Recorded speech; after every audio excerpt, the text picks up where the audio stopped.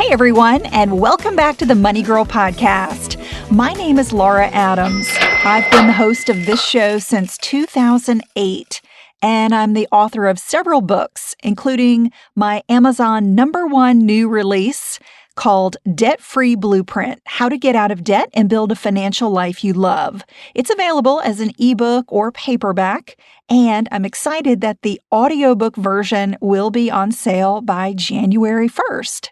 And speaking of the new year, it's a time when most people resolve to get their health and their wealth back on track.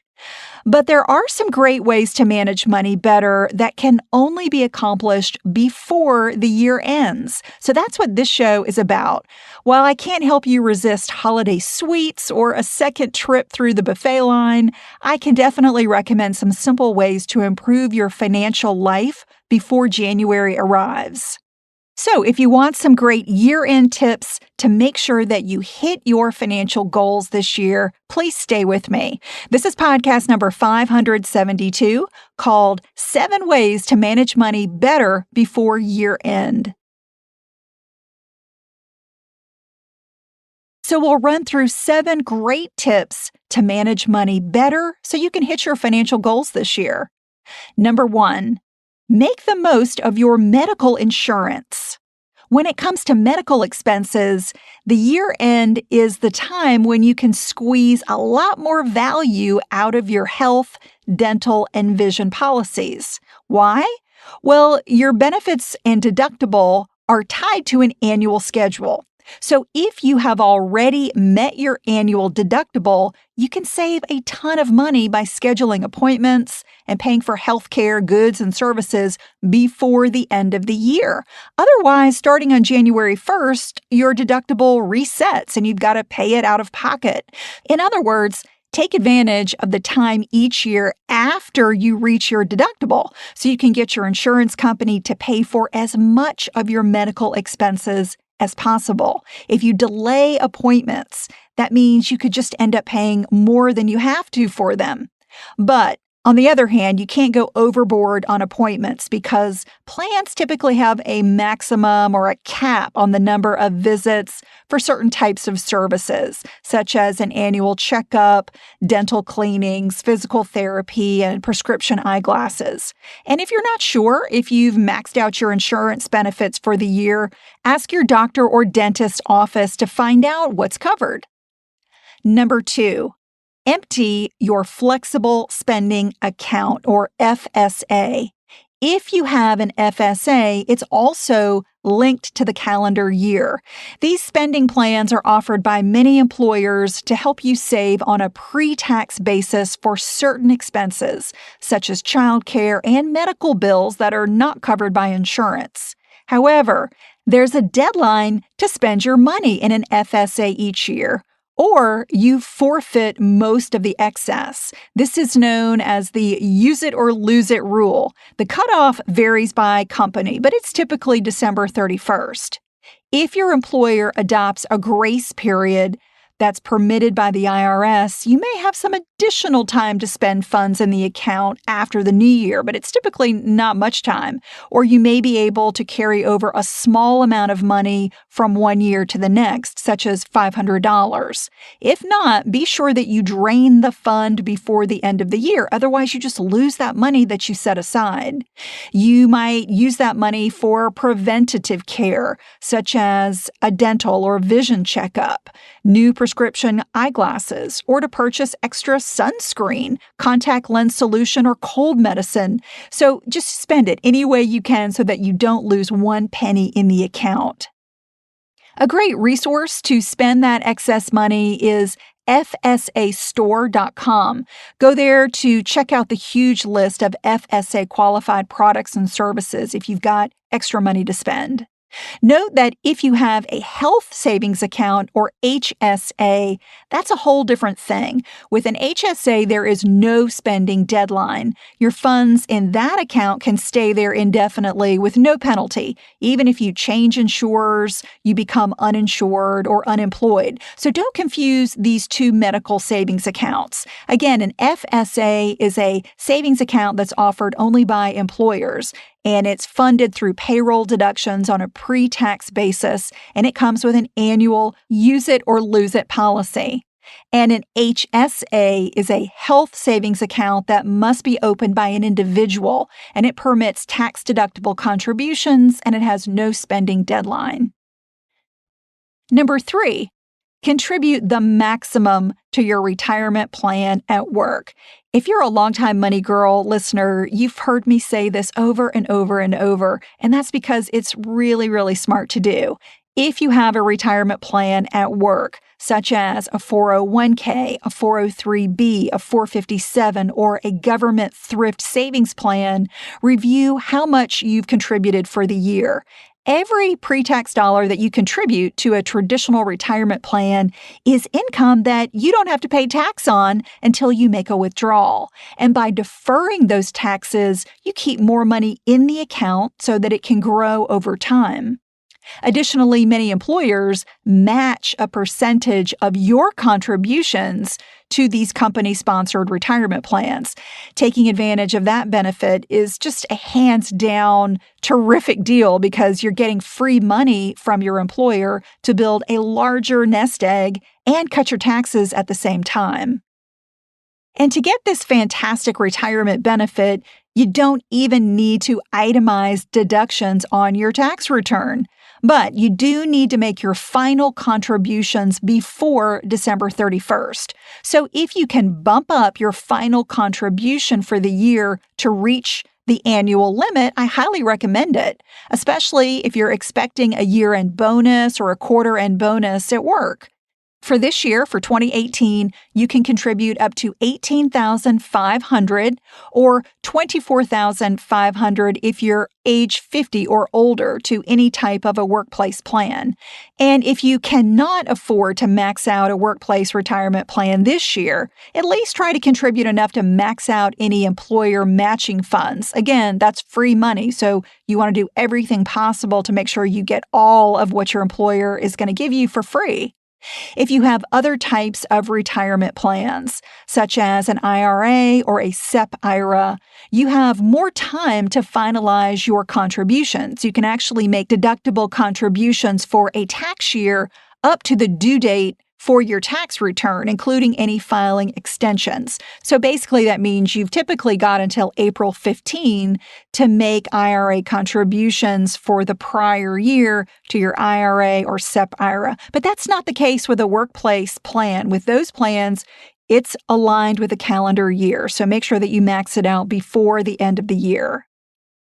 For a one-page explainer on the different types of retirement accounts, I would encourage you to download my free retirement account comparison chart. It's a really handy reference tool that's been updated with 2019 information. To get it, just text the word RETIRE, RETIRE, to the number 33444. Number 4, boost your retirement savings rate. Year-end is also the perfect time to increase your retirement contributions for next year. As I've mentioned in previous podcasts, the annual limit in 2019 is going up by $500 to $19,000 or $25,000 if you're over age 50. So make a goal to increase your retirement savings rate by at least 1% each year until you hit that maximum limit. And if you are not participating in a retirement plan at work yet, don't make the mistake of thinking that you're too young to plan for retirement or that you'll make up the difference when you earn more later. Young people have a lot to gain by saving early because you can amass a fortune on far less than someone who starts later in life. In other words, postponing retirement contributions is expensive. Even contributing a relatively small amount, such as $250 per month, for a modest return over several decades could give you close to $1 million to spend in retirement. You can log on to your online retirement account to make that contribution change, or just ask your benefits administrator or account custodian for help. Okay, we're on tip number 5, which is don't forget your required minimum distribution, or RMD. After using a traditional retirement account to grow your money tax-free, the IRS eventually requires you to take distributions that are taxed. Starting the year you turn 70 and 1/2, the IRS forces you to withdraw at least a minimum amount from your retirement account, and that's known as an RMD. No matter if you need the money or not, annual RMDs must be taken by December 31st. However, the IRS does give those who are taking their first RMD a little longer. You get until April 1 of the year after you reach age 70 and a half. But your second RMD is still due on December 31 of that same year, which could mean a really big tax bill in that year. So it's best to take your first RMD by the end of the calendar year in which you turn 70 and a half. Also, note that missing an RMD is very expensive because you are subject to a 50% penalty. RMDs apply to owners of a traditional IRA, SEP IRA, Simple IRA, and various workplace retirement plans. But they don't require any distributions from a Roth IRA while the original owner is alive. Also, if you have a workplace plan and you're still employed, you can wait until April 1 of the year after you retire to start taking RMDs. The amount you must withdraw is based on life expectancy tables and your account balance. There are some good online worksheets at irs.gov to help crunch the numbers, and I'll put a link to those in the notes for this show in the Money Girl section at quickanddirtytips.com. And again, these required minimum distributions only apply if you have reached the age 70 and a half. Number 6. Make charitable donations. When you make a donation to a qualified charity, you may also be eligible for a tax deduction if you itemize deductions on your tax return. And make sure that if you do itemize, your total deductions are greater than the standard deduction. The standard deduction has now been raised. If they are not higher than the standard deduction, you want to stick with the standard deduction to save the most money. A charitable donation is deductible in the year in which it is paid. So just putting a check in the mail to a charity constitutes payment. A contribution made on a credit card is deductible in the year it is charged to your card, even if payment to the card company is made next year. And our last tip, number 7, review your emergency documents and account beneficiaries. If the year came with big life changes, such as getting married, divorced, or having children, remember to update your beneficiaries and emergency documents, such as your will, healthcare proxy, and power of attorney. Many people don't realize that the beneficiaries named on your retirement and insurance accounts supersede your will. In other words, the people named as beneficiaries on those accounts will inherit them, even if your will says something different. So if you have an ex-spouse or anybody who you would not want to inherit your retirement account or get life insurance proceeds after your death, update those accounts pronto. All right, to review the 7 ways to manage money better at year end. Number 1, make the most of your medical insurance. Number 2, drain your flexible spending account. Number 3, contribute the maximum to your retirement plan at work. Number 4, boost your retirement savings rate. Number 5, don't forget your required minimum distribution. Number 6, make charitable donations. And 7, review your emergency documents and account beneficiaries. If you have a question or a future show idea, just visit my contact page at lauradadams.com. I'd love to hear from you. And while you're there, you can get 4 free chapters of my new book, Debt Free Blueprint. I'm also offering a holiday discount of 50% off my best-selling online classes. You get lifetime access so you can learn anytime at your own pace. Again, visit lauradadams.com to check those out. Money Girl is produced by the audio wizard Steve Rickyberg with editorial support from Joe Muscolino. If you've been enjoying the podcast, please show your support by rating and reviewing the show on iTunes. You might also like the backlist episodes and show notes available at quickanddirtytips.com. That's all for now. I'll talk to you next week. Until then, here's to living a richer life.